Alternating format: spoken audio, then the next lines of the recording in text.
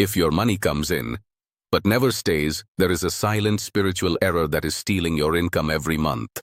You don't see it on your credit card statement. You won't find it on your bank statement.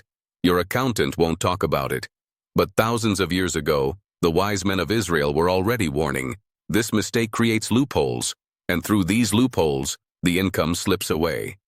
The scariest part, most people make this mistake every day. Good people, hardworking, honest. They pray, they fast, they make financial plans. But without realizing it, they maintain a spiritual practice that acts like an invisible thief. You work, and the money disappears. You close deals, and the money doesn't grow. You increase your income, but mysteriously, so do your expenses, unexpected events and losses. And you think, it's bad luck. It's unfair. It's the system. But what if I told you there's an ancient Hebrew law, a spiritual rule codified in the Torah, that explains exactly why money can't stay in some people's lives? And more. That mistake isn't outside. It's inside. It's not the world against you. It's a misalignment within you with a forgotten spiritual principle. Today, I'm going to reveal to you, what is this spiritual error?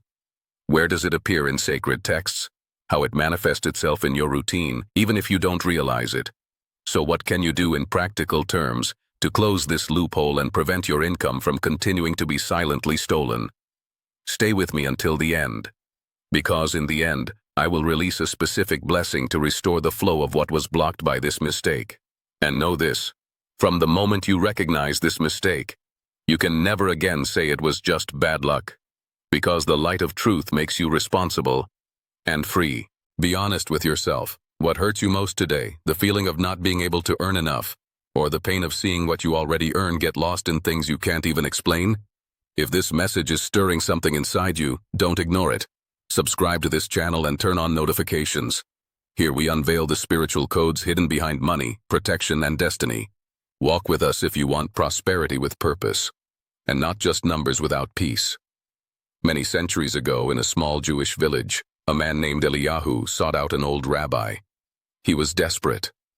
"Rabbi," he said, "I work hard. The harvest was good. I sell, I trade, I do everything I'm taught. But year after year, the result is the same. I end up exhausted, with little, in debt. It's as if something is sucking my income dry. What's happening to me?"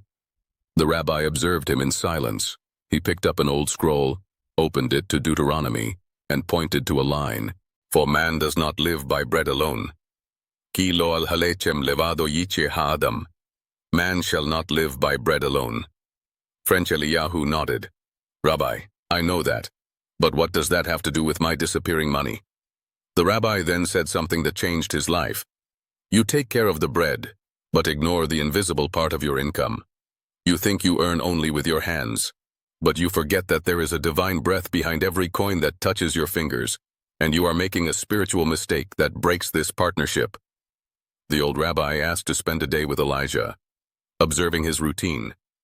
They went to the field, to the market, to his house, and the rabbi silently noted down small actions. A complaint here, a curse word there, a minor act of dishonesty, an automatic act of ingratitude, an unfulfilled promise. At the end of the day, the rabbi showed him the list. You think your income is being stolen by external factors, but in reality, you yourself are opening spiritual doors through which the money flows out. And then he revealed, there is a very subtle spiritual error that breaks the baracha, the blessing, that should rest upon what you receive. Until you fix this, no financial strategy will be able to protect what heaven has decided not to protect. Kabbalists call this error a crack in the provider's soul, a combination of internal attitude and external behavior that makes income vulnerable. That's what we're going to talk about now. This error has many symptoms, but one core symptom. It's called disagreement with the source. In the language of the wise, it is a mixture of three poisons: ingratitude, dishonesty, a curse word. When these three forces are present in someone's life, even in small doses, they act together like an invisible hand that opens holes in the bag where the money is kept. The Torah says that everything we have comes from the eternal. When you receive but never acknowledge, you act as if you are the absolute owner, not as a guardian. When you negotiate but cheat, lie, exaggerate, manipulate, you contaminate the energy of the income. When you speak of money with anger, contempt, irony, or hurl curses at your work, your city, your country, your clients, you curse the ground from which your provision comes. This is the spiritual error. To live as if money were merely material, while in the invisible world, it is deeply connected to your spiritual life.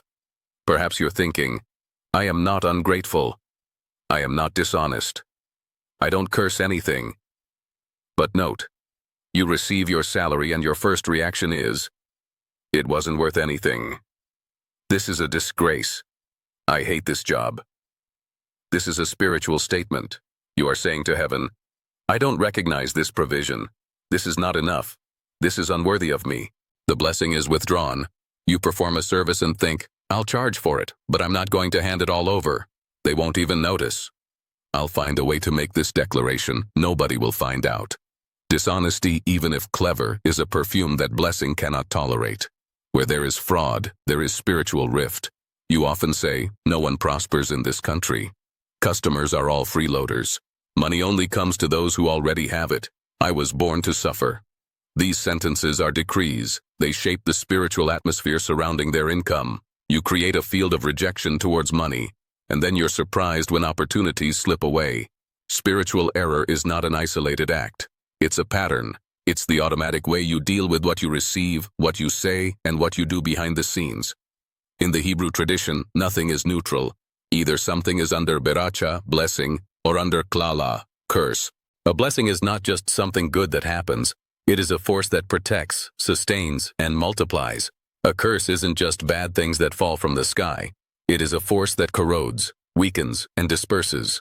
The income that comes into your life may fall under one of these two atmospheres. The wise men taught, money earned with clean hands and a grateful heart carries a spark of light. Money earned through dishonesty, constant complaining, and verbal curses carries a shadow. This shadow does not appear on the invoice, nor on the statement, but it appears in the way money behaves. Easy come, easy go. It generates fights, lawsuits, betrayals. It attracts sudden losses, accidents, and unforeseen events that drain everything. The spiritual law is clear. What is not honored upon entry is not protected during its permanence. Kabbalists say that complaining is prayer in reverse. When you complain about what you have, what you earn, where you work, who pays you, you are, in practice, saying to the universe, I agree with the scarcity. I agree that this is insufficient. I agree that my life is limited. And in the spiritual world, agreement is law. Chronic ingratitude creates an agreement with scarcity. It's like signing an invisible contract that says, I accept that this is my reality. This is the spiritual error that is stealing your income. It's not just what you do with the money. It's how you feel and say about it. You can tithe, give offerings, invest. But if you keep cursing the channel through which the money comes, you're cutting off your own hose. The good news is, spiritual error can be corrected. And when that happens, the flow changes. This correction involves 3 internal processes. Recognition. Yes, I have erred spiritually with money. I have complained, dishonored, and devalued. I have been using words of cursing.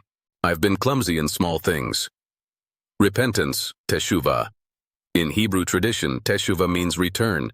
You don't just feel bad, you decide to get back on track. This includes asking forgiveness from the Eternal, and, if necessary, making amends for injustices done to people. Realignment. You begin to practice a new posture. Conscious gratitude. Radical honesty. Be careful with words related to money, work, clients, and country. When these 3 movements begin, you close the gap. The income stops leaking, and spiritual protection begins to increase. The man who was always complaining about his own salary. Lucas, 40 years old, civil servant. Stability, fixed salary, but eternal resentment. Every month he received it and repeated, "This is humiliating. I work like a condemned man to earn peanuts. This money is cursed." At home, she lived in cramped conditions. Nothing was left. Constant unexpected events, car breakdowns, health problems, minor domestic disasters. He used to say, "I'm unlucky." One day he heard a rabbi say, "If you call your income cursed, don't be surprised if it behaves like a problem and not a blessing." That hit him hard. He realized he was treating his salary as an enemy, who had made a verbal agreement with scarcity. He decided to try a radical change. The following month, when the paycheck arrived, he took a deep breath and said, "I am grateful for this amount. Perhaps it's not what I dream of, but it's provision. Thank you, Eternal One. Teach me to honor this money." It became, "Stop complaining in front of your family. Stop talking about damned money, and set aside a small portion to bless someone each month." In just a few months, something changed. It wasn't that the salary doubled, but emergencies have decreased. The arguments at home over money have almost ceased. He received an opportunity to make some extra money on the side, something that had never come up before. Lucas said, "I didn't become a billionaire, but for the first time in years, I feel like money has stopped slipping through my fingers. It's like heaven has finally lifted its grip on my throat." He corrected the spiritual error, and the income stopped being drained. The woman who justified minor dishonesties. Patricia, 33 years old, entrepreneur. She used to say, "Everyone does it, so I do it too." Little lies in contracts. Overtime charges applied, inferior quality products delivered as if they were premium. She even prayed for prosperity. But every year, something happened. An important client was leaving. A legal process was underway. A partner was cheating on her. One day, in a conversation with a Torah scholar, he heard, "Beracha does not rest where there is fraud, even the slightest." That disarmed her. She realized that her business was, spiritually, a cracked vessel. The money came in, but it went out in trouble. He decided to do something almost insane. Correcting contracts. Stop charging for something you didn't do, to deliver exactly what was promised, or more. And in some cases to apologize to former clients. It seemed like shooting themselves in the foot. But, months later, something unexpected happened. Customers began recommending her strongly. The reputation has changed. Income has stabilized. Lawsuits and problems have decreased. Patricia understood. "I thought I was being clever, but in reality, I was driving the blessing away from my business." By correcting the spiritual error of acceptable dishonesty, the flow of income stopped being drained by constant crises. The family that poisoned the money on the table. A simple family. Father, mother, 2 children. All the meals had the same theme. Complaining. "This country is worthless. All rich people are thieves. We were born to suffer. Money only brings problems." The children grew up hating and fearing money. When they started working, they repeated the same patterns. Winning, losing, getting into debt, blaming the system.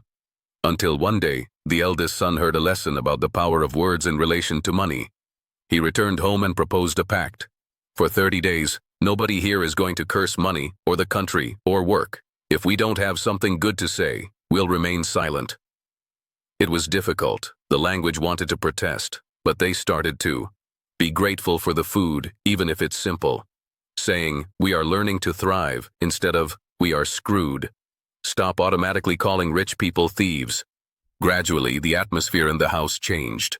Fewer arguments, more ideas. The father received a better job offer. The mother started selling something and received a good response. The children stopped losing money due to impulsive decisions. It wasn't magic. It was a correction of a collective spiritual error. They removed the poison from their mouths, and in doing so, removed the poison from the spiritual realm of income. "But I only complain. I don't harm anyone." Complaining doesn't seem aggressive, but spiritually, it's an act of disagreement with provision. You're not just venting. You are saying to the Eternal, "What you have given me is bad." This closes the door for more. The Torah shows that an entire people lost blessings through murmuring, not through lack of prayer. But everyone makes small schemes, why wouldn't I? In the world, everyone does it. But the blessing doesn't rest on everyone. It rests with those who choose the narrowest path. Dishonesty is like a termite, small, hidden, but capable of bringing down structures. You decide if you want to be ordinary, or a guardian of the blessing. If I stop complaining and scheming, won't I fall behind? It seems so, in the short term. But the spiritual world does not obey the logic of immediacy. When you align yourself with truth, gratitude, and integrity, it may take time for the results to appear, but when they do, they come with stability. Do you prefer quick gains with a crack, or slower gains with a solid foundation? Now, the deepest level. Kabbalists explain that every time you talk about money, you program the energy field around your income. Words are not just sound, they are codes. They taught a level 2 exercise called Beracha reprogramming. For 40 days, every time you touch money, receive payment, or look at your balance, you must consciously declare an alignment phrase. For example, this income is a blessing, not a burden. May this money enter clean, remain protected, and leave with purpose. I am grateful for every penny. May more come, if it is for a good cause. And above all, avoid cursing phrases. Over time, this becomes more than just a mindset. You create a new spiritual software for your income. Spiritual error begins to be dismantled, and blessing finds space to act. This is level 2 wisdom. You don't just correct behaviors, you rewrite invisible decrees made by your own mouth. Here's the challenge that could change the fate of your income. For 30 days, you will directly combat the spiritual error that steals your money. Days 1 to 10. Silence of a curse. For 10 days, you commit to, don't complain about salary, clients, country, boss, or money. If you slip up, correct yourself immediately. Sorry, I take back that word. I choose to say thank you. Days 11 to 20. Intentional verbal gratitude. During these 10 days, in addition to not complaining, you will express gratitude aloud for every form of provision: salary, sale, help, discount, opportunity. Every day, list 3 things related to money that you are grateful for. Days, chapter 21 to 30. Practical integrity. In this step, you will adjust any minor dishonesty that is within your power to correct. Deliver on your promises. Stop using shortcuts that hurt your conscience. If necessary, apologize to someone you have wronged financially. At the end of the 30 days, observe. How do you feel about money? New opportunities have arisen. If losses, arguments, and unforeseen events have decreased, this challenge isn't about magic, it's about closing the loophole through which your income was leaking.